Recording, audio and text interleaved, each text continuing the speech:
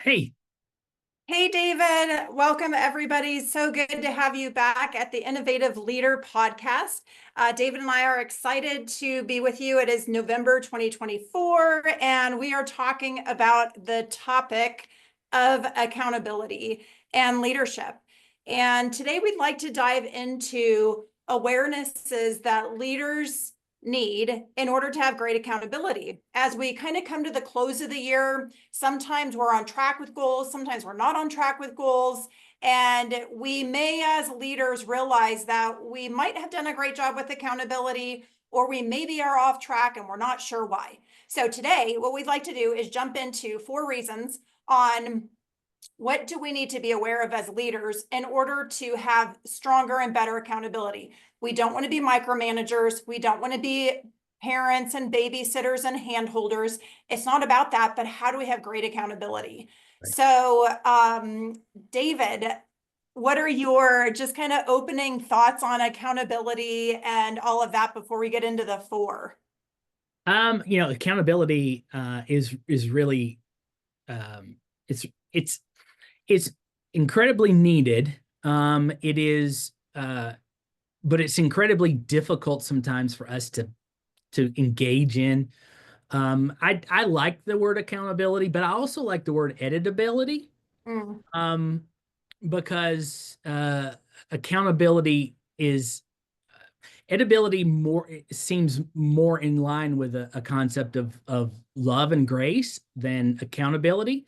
Uh, but accountability is necessary. You have to do what you need to do in order to get your business moving, get your organization moving forward. So it's needed. We struggle with it. We all struggle with it, personally and organizationally. And but I think it's got to happen for you to move your organization forward. Yeah, I love that. It is interesting how I think accountability sometimes gets such a bad rap and it feels shamey and negative, and therefore leaders avoid doing it because you don't want to be that negative leader. And so it's easier to trust that people have it, and you're the good leader because you're trusting people have it, and you're not the micromanager because you don't want to be that negative, power over person. But really, Right. I like to think of accountability more as I care that we had an agreement. We had a great co-design on what was going to happen. And I care enough to remember what we talked about and check in and see how it's going. So I like your word editability. And I also like kind of a concept of like accountability as checks and balance. Where are we still in balance? And where are we on check? Where are we on track with what we're doing versus where are we off? Not implying that anybody did anything wrong, but things change constantly. So if Right. things change, then we may need to redesign, create another agreement, whatever it is. So to me, accountability is simply checks and balances. And frankly, when a leader does accountability, it says you care enough to check in and to support that person and your relationship and your agreements versus if you don't say anything, it can kind of feel like nobody cares.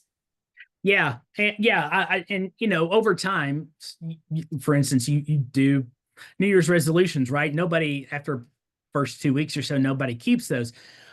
If you do that's why I like the word editability is because if it's accountability, then you're always going to go back to those New Year's resolutions, for instance.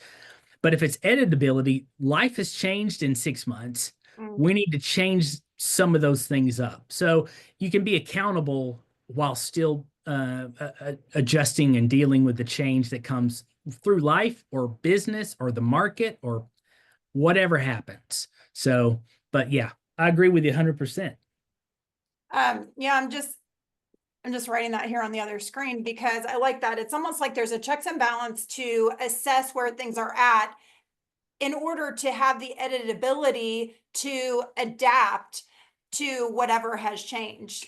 So that's perfect. And then let's dive into there's kind of 4 things that David and I were Mhm. talking about that as a leader, one of our jobs as leaders is really awarenesses. Sometimes it feels like we're not doing as much when we're not in the trench doing heavy lifting, but the heavy lifting that leaders are doing a lot of times is more in our mind. It's more your thinking. It is your proactive awareness, emotional intelligence, your ability to navigate things. And that's really where the heavy lift is for the leader, because when the leader is able to do that, they're able to anticipate obstacles coming down the road, and they're able to clear the pathway, empower and support their team so that they're not hitting obstacles, which really is the leader's job, which seems kind of invisible, because if you removed an obstacle, there's nothing there to see that you did a great job. You took something out of the way, but Right. you're allowing your team to move faster. So let's get into the 4 awarenesses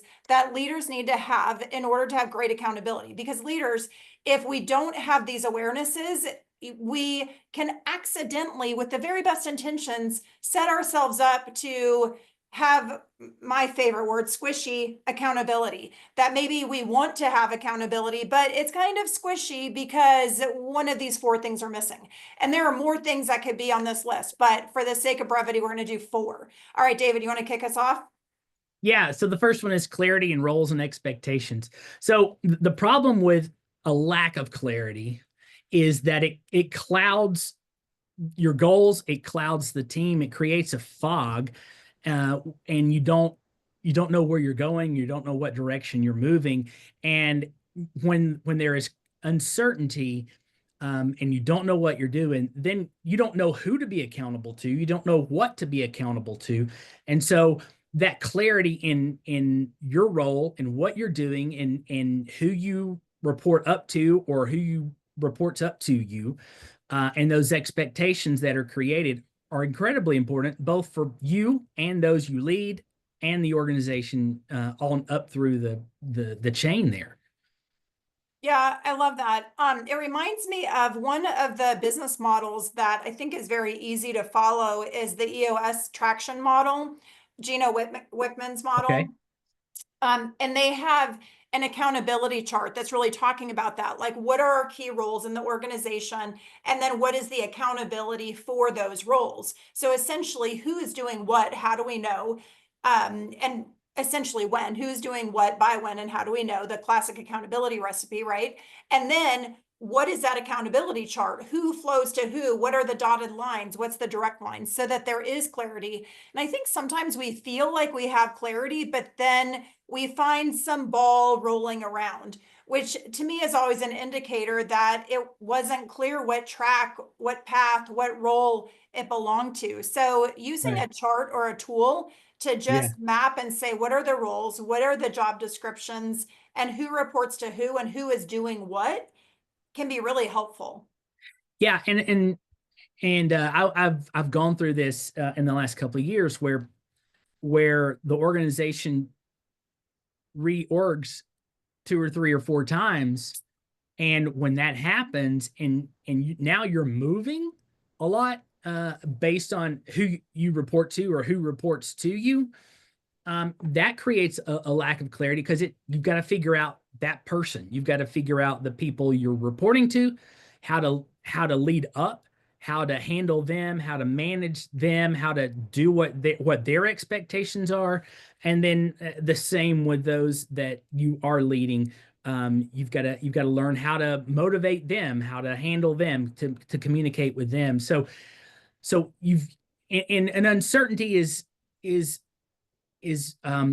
very uh is very real, and changes happen all the time, but you've got to create that safe space and some level of stability for that. Otherwise, that moving around, that lack of clarity, that fog is just gonna demotivate people to do the best they can do, because they just don't know what they're doing. Yeah, it's really good. I think that tips into the second point, but before we go over there, Mhm. I think that what you're saying also is reinforcing the need for the rules and expectations, and Yeah. that sometimes because there is so much change, we kind of fatigue on defining rules and expectations, and we slowly gravitate towards just flying by the seat of our pants, which Right. in being agile and adaptable, sometimes we have to do that, and that is normal and natural. So we don't want to be rigid about it. And at the same time, we don't want to neglect defining those rules and expectations. So if enough has changed, really coming back and saying, hold on, it feels like you were sitting in this chair, but now you're in this chair. So let's talk about, what does that chair mean? What are you doing? What are you not doing? And who's doing your old chair?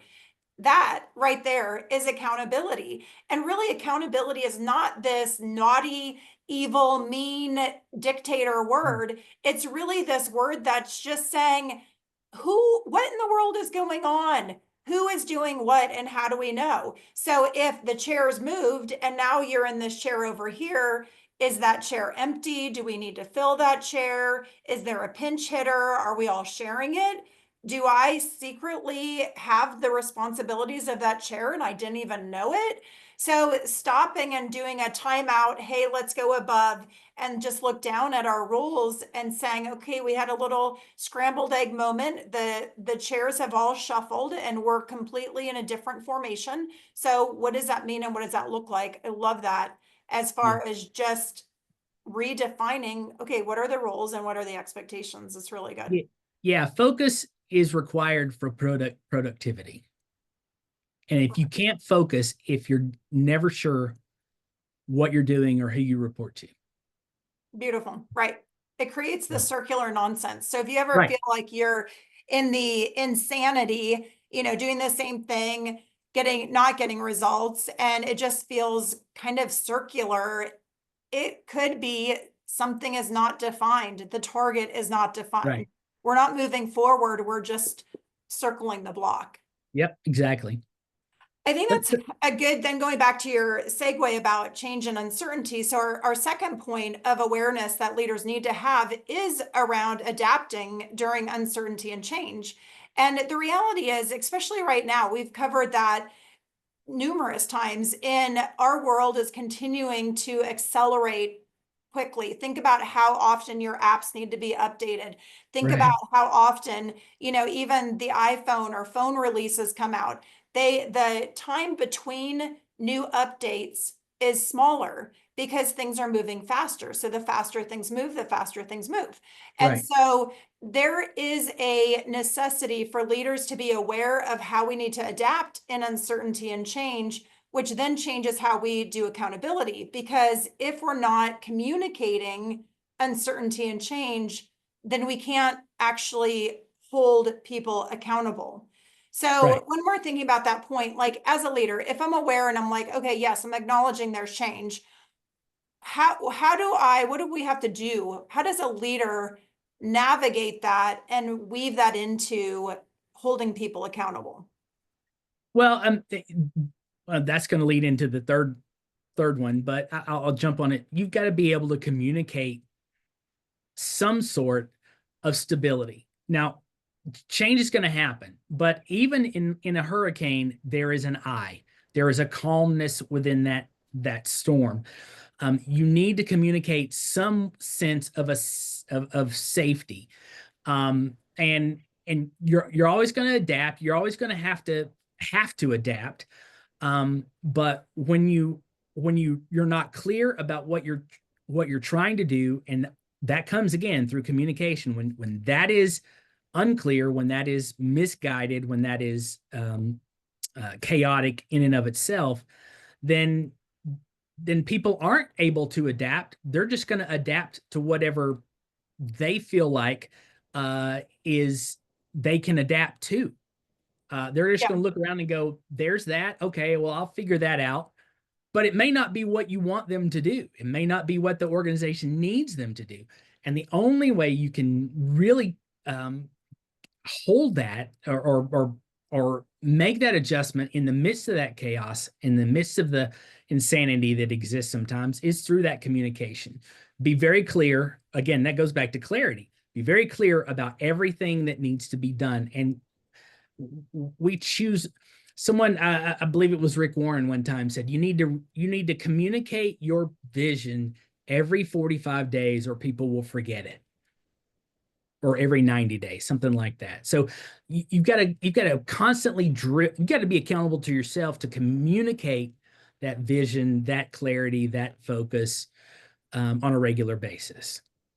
Yeah, I like that. I think too, what you're pointing to is how do you stay centered? And that if you're Yeah. not centered, that you're reacting. You're adapting is actually reacting. So it may feel like you're being adaptable, but you're simply reacting. So it's Yeah. kind of like the person who gets up and doesn't have a to-do list for their day. They're just reacting to things all day. And at the end of the day, they got random stuff done, but did they get where they wanted to go? Right. Often not, right? And there can be a feeling of frustration, a feeling almost of victimness that other people have sabotaged and hijacked their day, that they had things they wanted to do, but it didn't get done. What really is going on is a lack of focus Right. versus even in change. And I like what you were saying too about, even in that eye of the storm, what is the focus? I like to think of another analogy too. When I was a girl, whatever, we'd always do cartwheels. And like, the thing was, how many cartwheels could you do in a row? Could you do 10 cartwheels across the grass? What could you do? And in Right. order to not go crooked, and to be able to do cartwheels longer, you needed a spotting point. And when Oh you yeah. have a spotting point, like when you came up and you looked, spotted, go, go, go, right? And to me, that is coming back to being mission centered, goal focused. So that to-do list for your day, that is my focus. So I'm going to have all these interruptions coming in, but when I come back to my list, I get refocused. I have that spotting point. Or in an organization, when we know what's our Q4 goals, what are my rocks, what is our mission trying to accomplish? What is our vision? Like you were saying, where are we going? And when you can spot and focus back to your mission, your vision, your goals, the uncertainty and the ambiguity of change and things that are happening do not need to get you off track or suck you into this vortex of nothingness. You can still move forward in uncertainty. And I think when leaders acknowledge, okay, there's a tornado going on, there's a lot of things, moving pieces, and that's even more so why we need to, what is our priority? And I like what you said, restate the vision, restate the mission. What are we focused on? What are we doing? How do we do that? So that type of a thing also holds accountability because we should expect that people are getting sucked into the vortex. We should Yes. expect that people got so busy they didn't make their to-do list and they might be completely lost. And then when you check in and you have loose accountability and you're only checking in once a month, you just let 30 days go by and they're now really off track versus weekly accountability. You were able to check in and then have that spot point. It's having a spot point every cartwheel, not every 10 cartwheels. It's way too late 10 Right. cartwheels later. Absolutely. Let's go on to the third one. Yeah. Effectiveness in communication. And I kind of touched on that. Your thoughts on the communication piece? Yeah, I like what you were saying about communication because I think they tie together, right? So there's this Right. uncertainty happening. It reminds me also of the SCARF model from David Rock around, our status, our certainty or uncertainty, our autonomy, relatedness, and fairness. And so, did I say status for S on Thanks. SCARF? But so in that SCARF model, it's like, how are we communicating? How are we revisiting what was the agreement? What did we design? What are you doing? What am I doing? How can I support you? You matter, your work matters, you're important. Status, uncertainty. Yes, we don't know XYZ factors. Here's what we do know. Here's the decisions we can make. Autonomy, where you have the freedom to do it your way versus what needs to be done for the organization and what where is there not freedom? Where is there freedom? Right. Relatedness, you're part of the team. Who do you need to be aware of? I liked what you said earlier too about managing up and down. I think a lot of times people get like kind of victim too about managing up, like, oh, my manager's so bad, I got to manage up.